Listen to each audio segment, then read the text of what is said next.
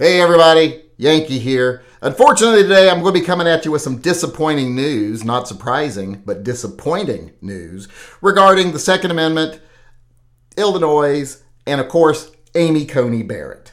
Once again, Amy Coney Barrett has had a chance to stand up and be an advocate for the Second Amendment and for the citizens of the United States, for the Constitution in general, and she has said, nah, no thanks. She was asked to issue a stay against the extreme, unconstitutional, anti-gun laws in Illinois that are going into effect.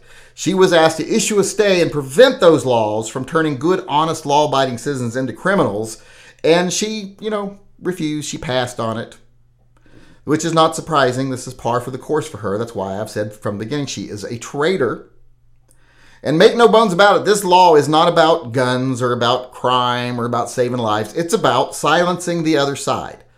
That's what the leftist people are doing nowadays. The politicians, everything, the judges, etc. They're using guns to demonize the other side of the argument. It's just like what Nixon did during Vietnam. He sat down with his cronies and they said, well, we can't make it illegal to be anti-Nixon. We can't make it illegal to be anti-war. We can't make it illegal for them to protest. So what we're going to have to do is find something that's common among them, demonize it, criminalize it, and that way we can arrest them, silence them, remove them from the equation, take away their rights.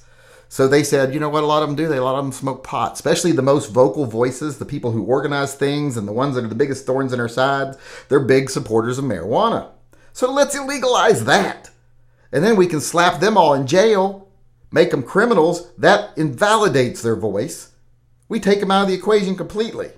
That's what they did with marijuana, and that's what the leftists are doing with guns now. The Democrats are doing that now with guns. It's not about crime. It's not about saving lives. It's about silencing the other side of the argument. And it's not just about guns.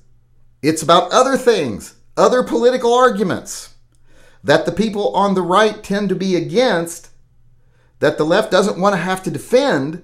They can silence all those people by finding something that they have in common, and that's usually a support of the Second Amendment.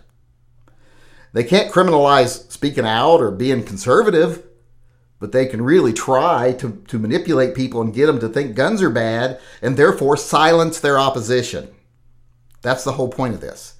And Amy Coney Barrett was asked to step in once again and, like I said, declined. This woman is no fan of the Constitution. She's no fan of the Second Amendment, and she's no fan of you or me.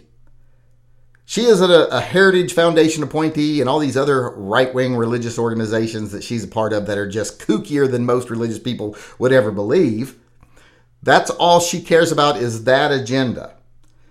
And she loves big government power.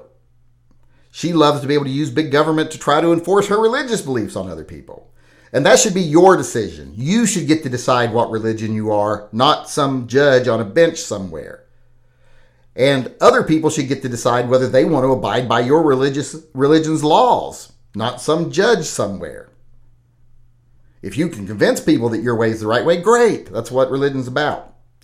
But it shouldn't be the government's role. And that's all she cares about.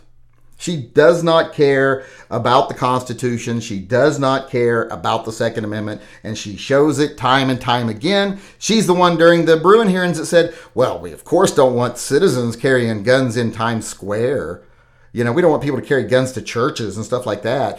Some place where there might be predators and they might have to actually use their gun. We don't want them to be able to be armed in those places. That was her reasoning when it came to the Second Amendment. That tells you where she stands. And like I said, time and time again, she's proven she is not a friend of ours. Now, when it comes to big cases, when it comes to the Supreme Court, a lot of times she'll vote with the majority because she's not really going to make a change and she doesn't want to anger the base. When it's something that's out there in front of everyone, especially the conservatives, and they believe in gun rights, but she's the one, they're the ones she counts on to support her. Well, then when she's in the spotlight, she'll do the right thing. But when it's just her and it's in private, basically, no one's really going to pay much attention. She doesn't give two craps about you, me, or the Second Amendment.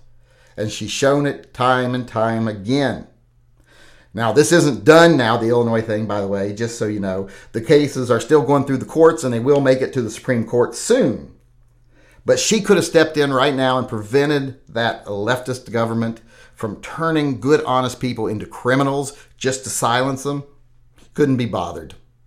Couldn't refer it to the rest of the court because she didn't want to see that their opinion was different than hers. She just couldn't be bothered. It's not her thing. It's not what she cares about. So don't fool yourself into thinking she does care. If you don't keep pressure on this woman to do what's best for the Constitution and the Second Amendment, she'll do what's best for her. She has to know you're watching, so let her know you're watching, because you can't trust her. She's proven it time and time again that when it comes to the Second Amendment and the Constitution, and more importantly, the rights of the citizens, that's just not something that she's that concerned about.